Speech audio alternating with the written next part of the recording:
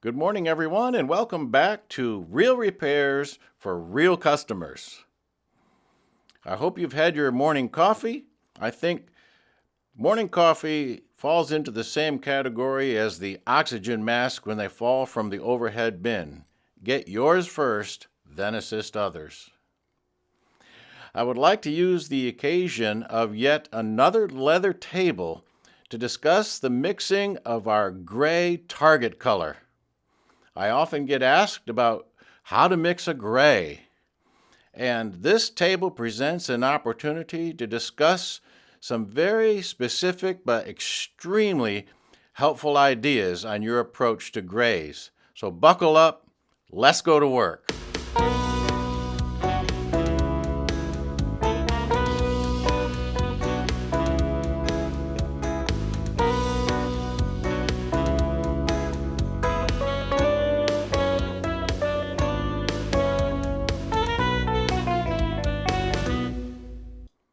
So here is our gray swatch. This is our target color for a color change. Let's first of all start by describing what we're looking at here.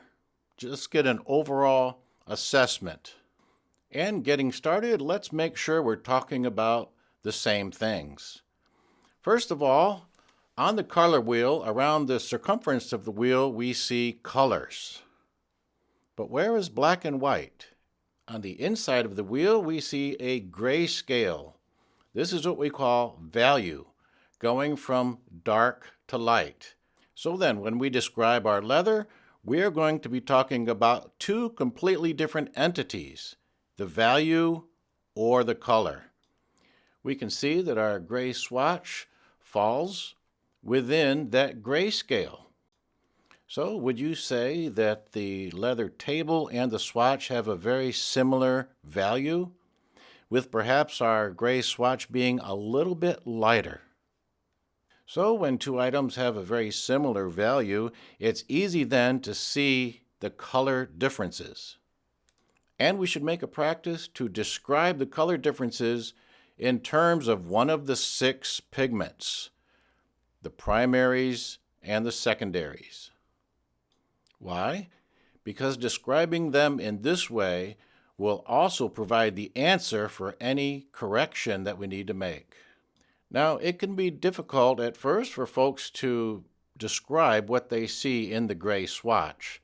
But how about in the table? Do you see a predominant color in the table? You're probably thinking yellow, and you'd be correct. Because by comparison, the table does look yellow. Therefore, we should ask ourselves, does the gray swatch look to be the complementary color to yellow, namely violet? And once prompting our brain to look for violet, we do in fact see it. So these are the questions we ask every day to train our eye. The complementary colors appear across from each other on the color wheel, and they serve to cancel or to diminish each other. In other words, if the yellow was too strong, we could lessen the intensity of the yellow by adding violet, and vice versa. You will find yourself adjusting color using these complementary relationships probably more than 90% of the time. And so we have the 3 marriages, which I call them. We have the yellow-violet, which we see represented in our samples here. We have blue and orange, and we have red and green. So now we have a very good understanding of what we're looking at. It would be fair to say that the most popular leathers that we find out there fall within the gray family, or we could say a tan family. We've already discussed how that our swatch relates to the gray scale, but what about the beige or tan leather that we're looking at on the table? Well, how about you and I invent a tan scale? Instead of using black and white to get our gray, let's use dark brown and white to get the correct value for any colors falling within our tan scale. This way, for tans, we won't be doing any color matching at first. We will be doing only value matching and attaining a very close value to our target. This is how Craftsman gets to his correct color matching so quickly. It's by value matching. But today we're talking about attaining the gray color of our swatch. And in practice, what we find is when we mix our black pigment with the white pigment, we may get a very bluish gray. But we don't want blue-gray here. We want more of a neutral gray. And we would have to be subtracting blue constantly when making a gray like this. Is there a way to shortcut that process? Yes, there is, and it's easier than you might imagine. You could subtract the blue by using its complementary color, orange. But think about this for just a moment. If black were contributing blue, would dark brown contribute some of the elements of the orange? And if so, could we control our value by using a combination of black and dark brown? Would they offset one another to make a neutral gray? And there's your shortcut. So this is exactly what I've done here to get me started. So I've got 60% brown probably and 40% black because the brown is a weaker pigment generally. And I am heavy on the white, aiming for the right value. We don't know what we have until we're dried down completely. So, questioning the value of our first go, would you say that our paint is a little bit light? Yes, and for color, would you say that it's still a little bit yellow? And so, if our paint looks yellow, then by comparison, the leather must look violet. Why? Because we use violet to subtract the yellow, and therefore we're admitting that we're adding violet to match the leather.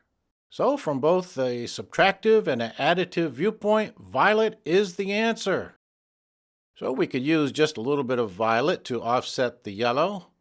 And since violet is so dark, what are the chances of it darkening the value enough so that the violet will take care of two things at once? So that's exactly what I've done here. Let's take a look and see what kind of changes we made.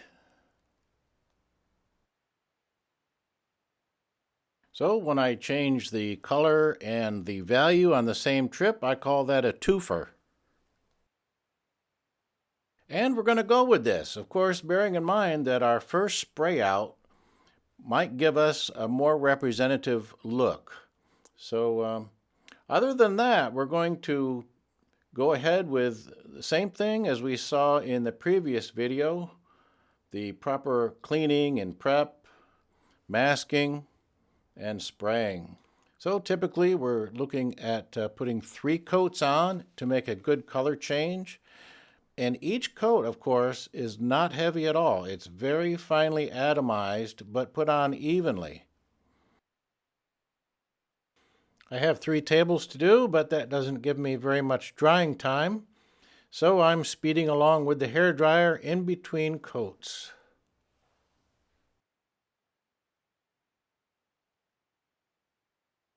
And we also mentioned last time using a cross pattern to avoid any streaking with our color.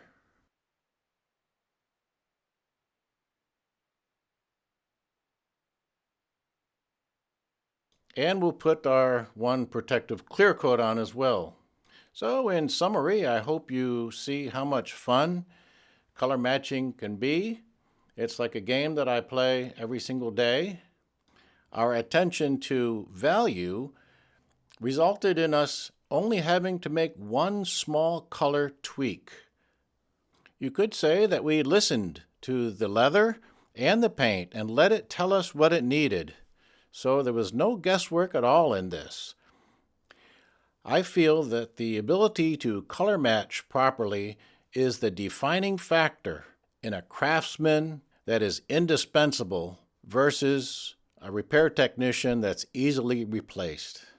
So I hope what we've discussed adds some clarity to your color matching and proves beneficial down the road. Thanks for watching.